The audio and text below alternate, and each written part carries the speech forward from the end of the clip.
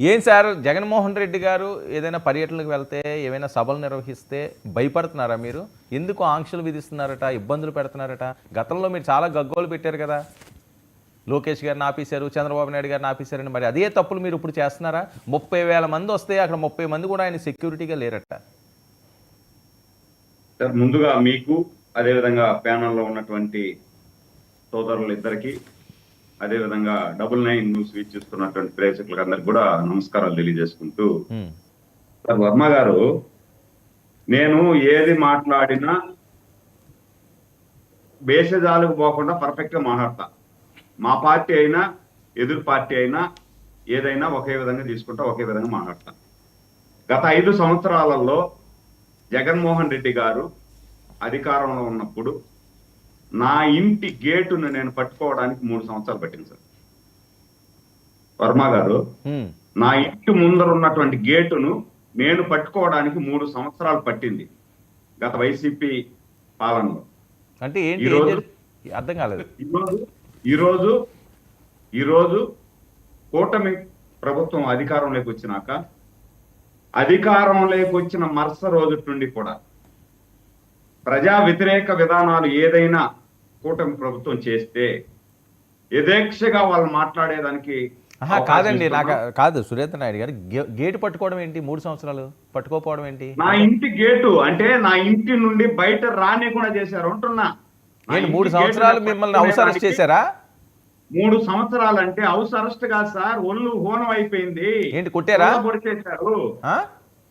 పుల్ల పొడిచేశారు. ఎందుకు? గత 5 సంవత్సరాలలో వైసీపీ ప్రభుత్వం ప్రజా వ్యతిరేక కార్యక్రమాలు చేస్తున్నటువంటి కార్యక్రమాలని ఎండగట్టిన ప్రతి కార్యకర్తను, ఇర్రెస్పెక్ట్ ఆఫ్ పార్టీస్, ఏ పార్టీ నాయకుడైనా సరే, ఒక పోస్టు పెట్టినా, వీళ్ళు చేసేటువంటి కార్యక్రమాల్ని ఏదైనా ప్రజల్లోకి తీసుకెళ్లాలన్నా బయట రానిలా. కాదండి, సందర్భం ఏంటి? సురేంద్ర నాయుడు గారు మిమ్మల్ని కొల్లబొడిచేశారు అంటున్నారు. ఏ సందర్భం, ఎప్పుడు, ఎందుకు, ఎన్నిసార్లు? ఇప్పుడు అధికారంలోకి వచ్చిన తర్వాత వీళ్ళు స్థానిక ఎన్నికలు నగారా మోగించారు. స్థానిక ఎన్నికలు ఏ విధంగా చేశారో చూశారు. మేము నామినేషన్ వేసేదానికి కూడా రానికుండా, నామినేషన్ వేసేదానికి మేము వెళితే మా దగ్గర ఉన్నటువంటి నామినేషన్ పత్రాలు సింపి పక్కన పడేసి నామినేషన్ వేసేదానికి కూడా అవకాశం లేకుండా చేసిన పరిస్థితి చూసాం.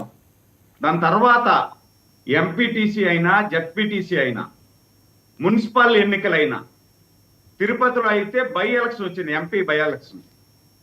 వైసీపీ ఎంపీ చనిపోతే, అకారణ మరణం చెందితే బై ఎలక్షన్ వస్తే, ఆ బై ఎలక్షన్లో అయితే తిరుపతి ప్రజలు కూడా వీళ్ళని నమ్మి ఓట్లు వేయరు, డబ్బులు ఇస్తే కూడా అని యాత్రా బస్సులు పెట్టి ఇతర రాష్ట్రాల నుండి బస్సులో జనాలు తీసుకొచ్చి ఓట్లు వేపిస్తా ఉంటే మా కడుపు మండి అడ్డుకునేదానికి వెళ్తే ఎస్సీ ఎస్టీ కేసు పెట్టారు సార్. నా బిడ్డ మీద, నా కూతురు మీద, ఎంబీఏ చదువుతా ఉన్నటువంటి నా కూతురు మీద ఎస్సీ ఎస్టీ కేసు పెట్టారు సార్ బై ఎలక్షన్ లో. అంటే ఇన్ని అరాచకాలు ఎదిరించి ధైర్యంగా నిలబడి ప్రజాస్వామ్యయుతంగా పోరాటం చేశాం. ఎన్ని కేసులు పెట్టినా, 6 కేసులు ఉన్నాయి నా మీద. గత 5 సంవత్సరాలలో 6 కేసులు నా మీద. అయినా ఎక్కడా కూడా తగ్గల. ఇక్కడ లోకల్లో టౌన్ బ్యాంక్ అనేసి ఒకటి ఉంటుంది. ఈ టౌన్ బ్యాంక్ అనేది 300 సంవత్సరాల చరిత్ర ఉన్నటువంటి టౌన్ బ్యాంక్ అది. ఈ టౌన్ బ్యాంక్ ఎన్నికల్లో కూడా దొంగోట్లే. మీ పేరు ఉంటుంది, నా ఫోటో ఉంటుంది దాని మీద. మనం అడిగితే 6 మంది డిఎస్పీలు, 12 మంది సిఐలు, 30 మంది ఎస్ఐలు, 4 ఎమ్మెల్యేలు, 4 ఎమ్మెల్యేలు ఒక తిరుపతి కోఆపరేటివ్ బ్యాంక్ ఎన్నికలు జరిపించేదానికి అక్కడ కూర్చొని ఎన్నికలు చేశారు. మా ఏజెంట్లు కూర్చొని ఇలా కనీసం పోటీ చేసేటువంటి అభ్యర్థిని కూడా నైట్ ఇంట్లో నుండే ఎత్తుకొని వెళ్ళిపోతారు. ఏజెంట్ కూర్చునేవాడు కూడా బీఫామ్ చూపించినా, ఏజెంట్ ఫారాములు చూపించినా ఎత్తుకొని వెళ్ళిపోయిన సందర్భాలు చూసాం. అది చెప్తున్నా. ఆ విధంగా ఇంట్లో నుండి బయట రావడానికి కూడా 3 సంవత్సరాలు మమ్మల్ని రానియలా. ఏదో ఒక విధంగా మేము బయట వచ్చి నిరసన తెలపాలి అంటే మరుసటి రోజు వరకు 2 రోజులు 3 రోజులు ఎత్తపోయి లోపల వేసేస్తా ఉండ్రి. జగన్మోహన్ రెడ్డి ఒకవేళ తిరుపతి పర్యటన లేకపోతే ఇంకేడన్నా ఒక జిల్లా పర్యటన పెడితే ఆ పర్యటన కూడా మనం చూసాం. పరదాల నడుమనే పర్యటన చేశారు ఆయన.